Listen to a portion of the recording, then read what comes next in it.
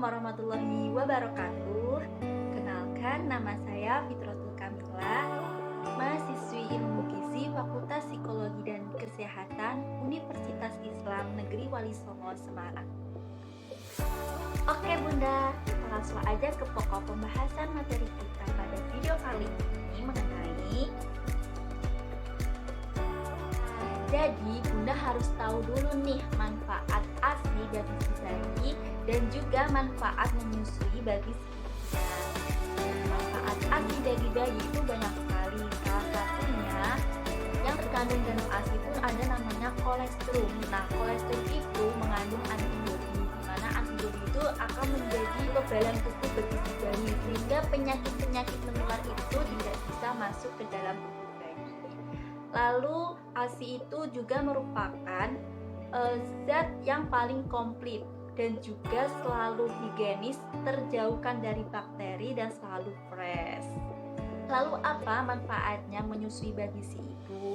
Nah, manfaatnya itu banyak sekali ya. Salah satunya itu dapat mempercepat proses pemulihan pasca melahirkan. Yang kedua dapat membantu memulihkan berat badan ke berat sebelum hamil. Jadi kayak kita diet alami gitu. Anaknya dapat nutrisi dari si ASI dan ibunya dapat kembali ke berat sebelum hamil. Nah, jadi banyak sekali manfaat ASI baik buat si ibu maupun si bayi. Jadi alangkah baiknya ibu memberikan ASI atau menyusui bayinya 6 bulan pertama setelah melahirkan. Jadi Bu, hingga saat ini tuh belum ada penelitian yang membuktikan adanya virus COVID-19 yang terdapat dalam ASI, sehingga aman-aman aja jika seorang ibu yang terduga atau terdiagnosa terkena virus COVID-19 untuk menyusui bayinya secara langsung ataupun menggunakan ASI perah. Nah, lalu upaya apa aja yang bisa dilakukan si ibu untuk pencegahan penularan COVID-19 ke bayinya? Nah, itu bisa menggunakan higienisasi respirasi. Higienisasi respirasi itu meliputi saat ibu menyusui bayinya, alangkah baiknya menggunakan masker medis. Lalu cuci tangan pakai air dan sabun selama 20 detik. Lalu sering membersihkan bagian tubuh bayi yang sering terkontaminasi dengan sirup. Lalu bagaimana jika ibu terkena COVID-19? Alternatif apa yang bisa dilakukan agar si bayi ini tetap mendapatkan ASI? Nah, alternatif pertama itu bisa memberikannya ASI perah. ASI perah ini alternatifnya bisa menggunakan tangan dan bisa menggunakan pompa elektrik jika diperlukan. Lalu pemberian ASI perah ini harus menggunakan wadah yang sudah disterilisasi dan juga yang membantu memberikan ASI perah ini kepada bayi harus menggunakan higienisasi respirasi. Nah, alternatif yang kedua ada namanya ASI donor. ASI donor ini biasanya tersedia di bank ASI di rumah sakit. Di Indonesia sendiri masih jarang ditemui bank ASI karena adanya faktor kepercayaan maupun faktor budaya dan agama. Alternatif yang terakhir ada namanya pemberian supor atau susu formula. Nah, alternatif ini itu bisa diambil saat alternatif pertama dan kedua tidak bisa dilakukan si ibu.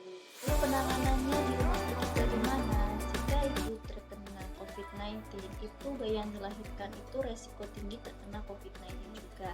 Nah, sedangkan pasien PDP itu bayi yang dilahirkan beresiko rendah. Tapi kedua-duanya ini tidak perlu melakukan IMD dan diberikannya susu perah. Perlu diadakannya swab untuk si bayi di hari pertama dan di hari kedua. Nah, lalu bagaimana dengan pasien ODP dan OTG? Nah, ini pasiennya itu sama bayinya bisa dirawat secara gabung dan bisa disusui secara langsung. Dan juga harus dapat konseling dan dukungan psikososial dari keluarga maupun tenaga kesehatan lain. Si makanan yang dapat membantu memperlancar ASI bagi si ibu menyusui ini. Nah, yang pertama ada oatmeal. Oatmeal ini biasanya berbentuk biji-bijian yang biasanya juga dibuat snack ataupun semacam bubur oatmeal gitu ya. Nah, ini tuh manfaatnya dapat menambah produksi ASI bagi ibu menyusui. Yang kedua ada daun katuk. Nah, ini manfaatnya tidak bisa diragukan lagi karena emang benar faktanya daun katuk itu dapat menambah produksi ASI bagi ibu menyusui. Yang ketiga ada namanya daun bayam. Nah, daun bayam ini juga banyak mengandung namanya zat besi dan juga dapat menambah produksi ASI bagi ibu menyusui. Nah, kalau memasak bayam harusnya jangan terlalu lama agar zat gizinya tidak rusak. Terus juga jangan terlalu sering dipanaskan. Yang keempat ada namanya brokoli. Nah, ini sayur hijau ya. Nah, ini dapat juga mengembangkan otak si bayi dan juga menambah produksi ASI si ibu.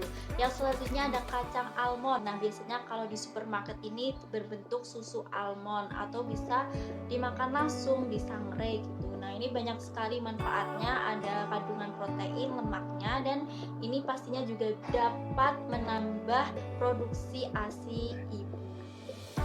Nah, jadi makanan-makanan tersebut hanya sebagai penunjang. Pastinya ada hal-hal yang lain yang dapat mempengaruhi produksi ASI si ibu. Nah, yang pertama ada kebiasaan. Nah, kebiasaannya itu harus ibu tetap menyusui si bayi agar semakin ibu menyusui bayi semakin produksinya ASINya semakin banyak. Nah, yang kedua itu faktor stres. Jadi ibu jangan stres karena kalau stres itu dapat juga menjadikan ASI ibu menjadi sedikit. Nah, jadi itu pemaparan dari saya. Semoga menjawab keresahan ibu selama ini dan semoga bermanfaat ya. Cukup sekian dari saya. Wassalamualaikum warahmatullahi wabarakatuh.